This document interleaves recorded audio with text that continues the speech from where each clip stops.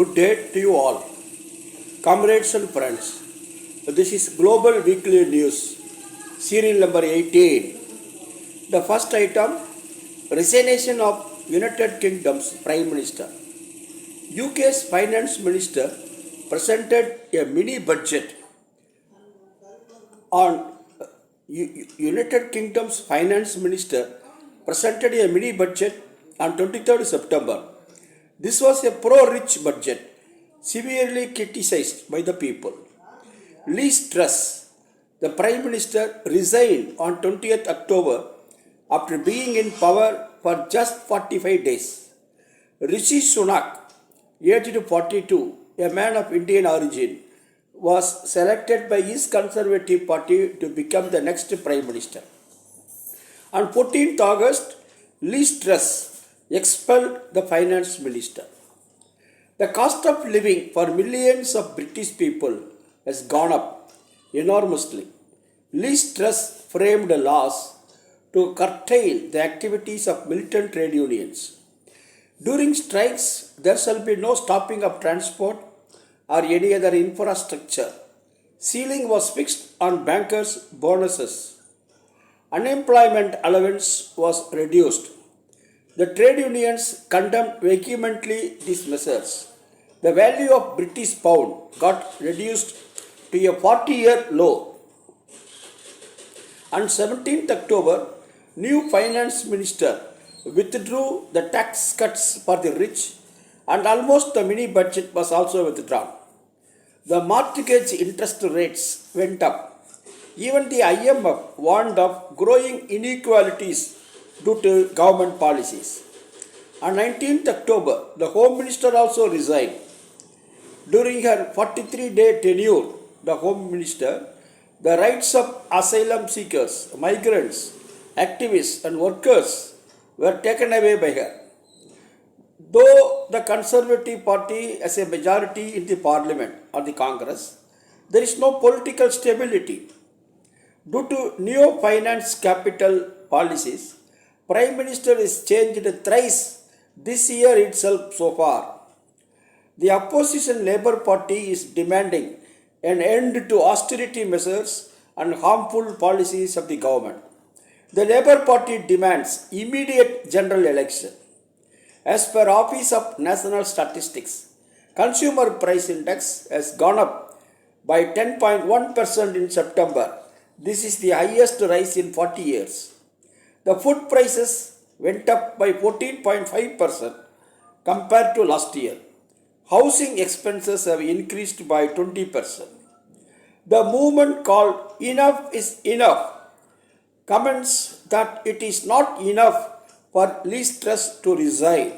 Austerity measures shall go, poverty wages must go, the long queues before the free food centers must go, there shall not be severe cold during the ensuing winter due to the increase in fuel prices. UK's Parliament member and Labour Party leader Jeremy Corbyn has commented that the resignation of Liz Truss is an indication of destabilization of economic structure. The Communist Party of Britain has called for a united politicized labour movement for a left-wing program that can set a new course towards prosperity, social justice and peace. Comrades and friends, let us go to Haiti, the second item. Haiti is east of Cuba in the Caribbean Sea. People of Haiti are on the agitation path throughout this year. Their protests are the continuation of a cycle of resistance that began in 2016 in response to a social crisis developed by the coups in 1991 and 2004, the earthquake in 2010 and hurricane in 2016. For more than a century, any attempt by the Haitian people to exit from the neo-colonial system imposed by US military occupation of 1915 to 1934 has been met with military and economic interventions to preserve the neo-colonial systems. The structure of dominations and exploitation established by that colonial system have made the Haiti people poorer, with most of them having no access to drinking water, health care, education, or decent housing. Of Haiti's 11.4 million people, 4.6 million are food insecure and 70% are unemployed. Uprooting of the colonial system was first voiced in the pro-democracy movements of 1986 that fought against the US-backed dictatorship. The government of Haiti, led by acting Prime Minister and acting President Ariel Henry, he was not elected by the people. Acting Prime Minister and acting President Ariel Henry, he raised the fuel prices during the present crisis, which provoked a protest from the trade unions and deepened the movement. Henry was installed to his post in 2021 last year by the Core Group. Core Group is made up of 6 countries and led by United States, then European Union, United Nations, and the Organization of American States after the murder of the unpopular President Jovenel Moise. Moise was killed by a conspiracy that included the ruling party, drug trafficking gangs, Colombian mercenaries, and US intelligence services. The US and Canada are now arming Henry's illegitimate government and planning a military intervention in Haiti. On 15th October, the United States submit a draft resolution to the United Nations Security Council calling for the immediate deployment of a multinational rapid action force in the country.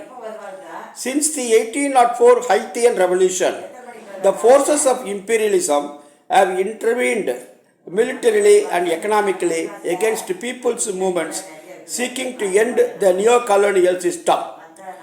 Most recently,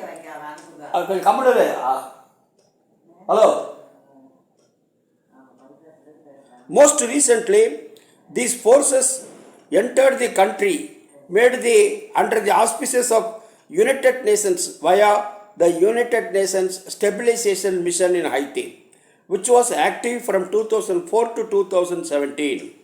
A further such intervention in the name of human rights would be catastrophic for the Haitian people, whose movement is blocked by gangs created by Haitian oligarchy, supported by the Core Group and armed with weapons from the United States. Haiti's crisis can only be solved by the Haitian people, but must be accompanied by international solidarity. Cuban Medical Brigade first went to Haiti in 1998. Latin American countries worked with popular movements on reforestation and popular education since 2019. Venezuela assisted by providing discounted oil to Haiti.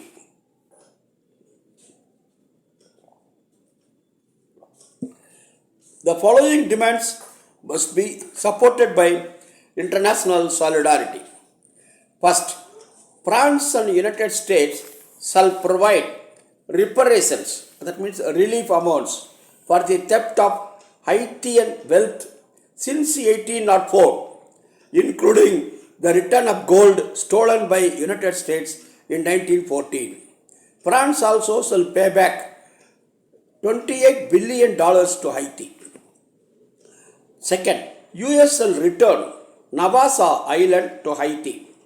Third, United Nations shall pay for the crimes committed by United Nations peacekeeping forces which killed tens of thousands of Haitians, raped untold numbers of women, and introduced cholera into Haiti.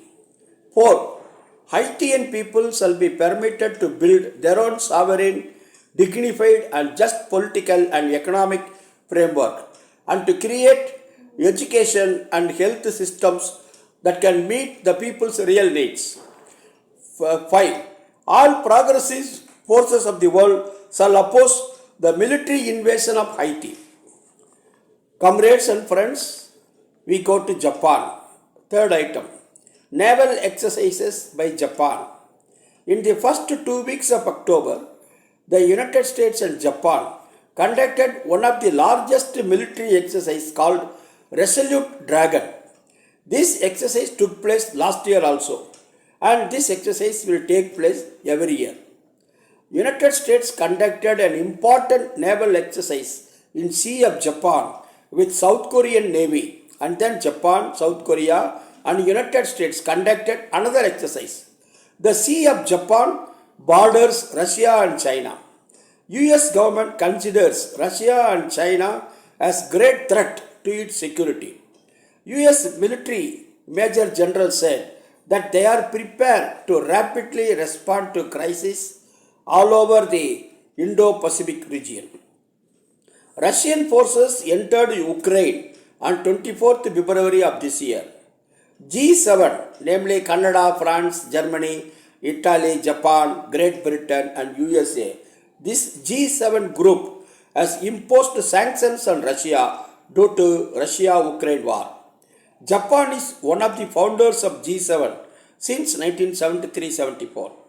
Japan also signed the sanctions papers, but Japan's Prime Minister Fumio Kishida and his cabinet decided not to impose sanctions on Russia since Japan depends on Russia for its energy security and the economic needs. Japan has a pipeline project leading to the island Sakhalin in Russia. Due to sanctions on Russia by the G7, many Western companies are leaving Russia, and Japan has been buying these companies. Japan has economic coordination with China. Japan is a party to the RCEP, Regional Comprehensive Economic Partnership, that is a free trade agreement. The following 15 countries are members of the RCEP, Regional Comprehensive Economic Partnership: Australia, Brunei, Cambodia, China, Indonesia, Japan, South Korea, Laos, Malaysia, Myanmar, New Zealand, Philippines, Singapore, Thailand and Vietnam. These 15 countries have 30% of the world's population, and they produce 30% of global GDP. RCEP Free Trade Agreement was signed in November 2020. As per Article 9 of Japan's Constitution, Japan cannot interfere or involve in any military activity in any other country. Comrades and friends, we go to the election scene in Brazil. Second round of elections in Brazil. On 30th October, second round of presidential elections will be held in Brazil. Both Lula da Silva and Jair Bolsonaro are in hectic campaigning.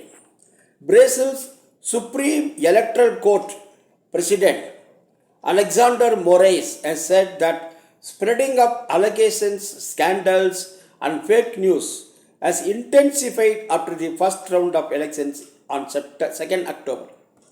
A clip of Bolsonaro speaking in an interview wherein he is talking about walking through Brasilia and coming upon seeing some young girls 14 and 15 years old.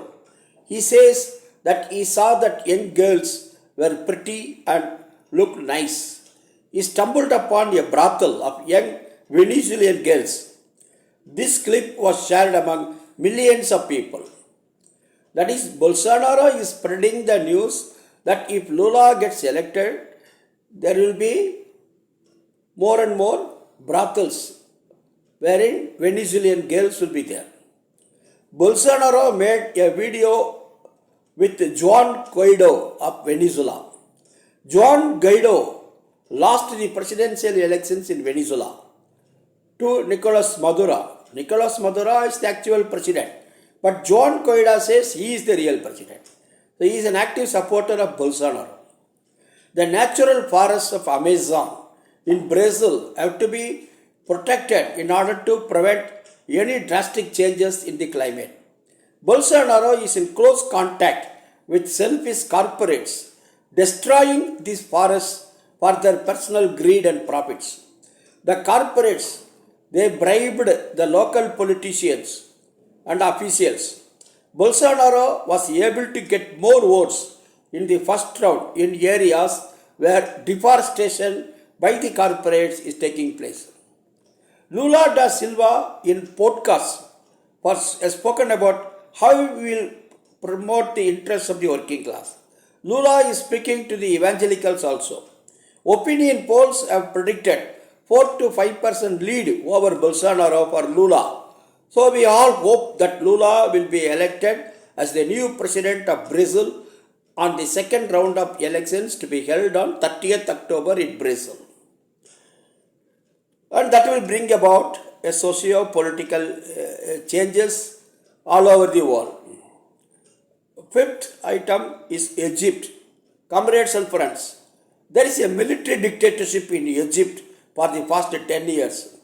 In Egyptian jails, there are about 60,000 political prisoners.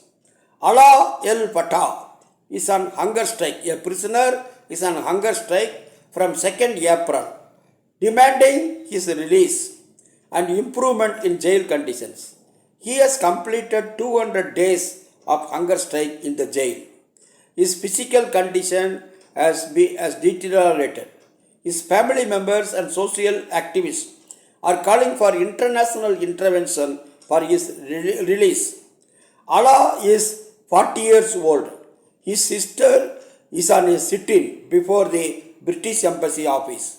Her protest is supported by many human rights groups. In the beginning of this year, Alaa El Fattah obtained British citizenship. His sister is requesting the British government to take Alaa to Britain.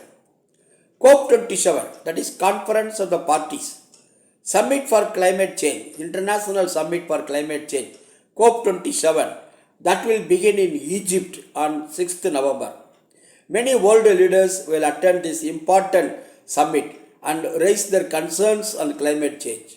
Social activists of Egypt have been vigorously campaigning for the release of Alaa at this juncture. Alaa is allowed to speak to his family members only 20 minutes in a month. Camera is there in his room. His room is lighted all the 24 hours. He is not even given a radio, whereas other prisoners are given that radio.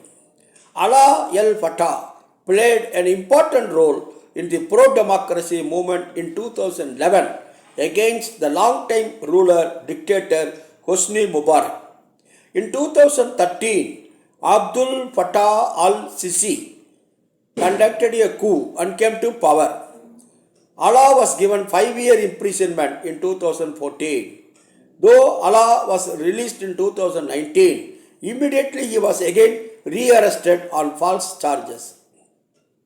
Under Abdul Fattah al-Sisi's rule, large-scale oppression took place. No dissent was allowed. The court and the armed forces were fully under the control of Abdul Fattah al-Sisi. Thousands and thousands of people were sent to jails. Sisi's banned strike action of the workers.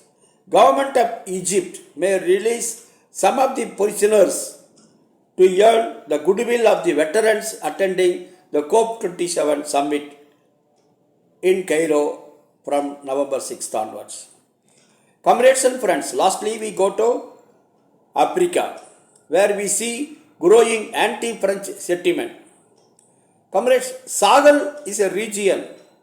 Sahel region in Africa consists of northern Senegal, southern Mauritania, central Mali, northern Burkina Faso, southern Algeria, southwestern Niger, northern Nigeria, central Chad, central Sudan, northern Eritrea. A 5,000 kilometer stretch of land from Atlantic Sea to the Red Sea. Many countries in the Sahel region are ex-colonies of France. The people of Sahel region are in dire need of humanitarian assistance due to wars and conflicts, due to poverty, due to climate change, due to food insecurity and political instability. In 2021 alone, 110,000 people got affected by cholera. Yellow fever is on the rise at 20 years high. Anti-French sentiment is increasing in the Sahel region and North Africa due to the destabilizing activities by the French military interventions. In 2011, NATO and French troops invaded Libya, African country. In Mali, there was a coup in August 2020. In Burkina Faso, there was a coup in September 2022. In Guinea, there was a coup in September 2021. Coup again in Mali on May 2021. In Burkina Faso on January 2022. All these coups, that is, conspiracies against the government, are an indication of anti-French sentiment. Mali's military leaders closed the military camps of France in May 2022. There were protests against the French in Morocco and Algeria of Africa. When Emmanuel Macron, French president, visited Algeria in August 2022, he was insulted by the people. This all this week, comrade. Global Weekly News, serial number 18. See you next week. Thank you, comrades. Lal Salam.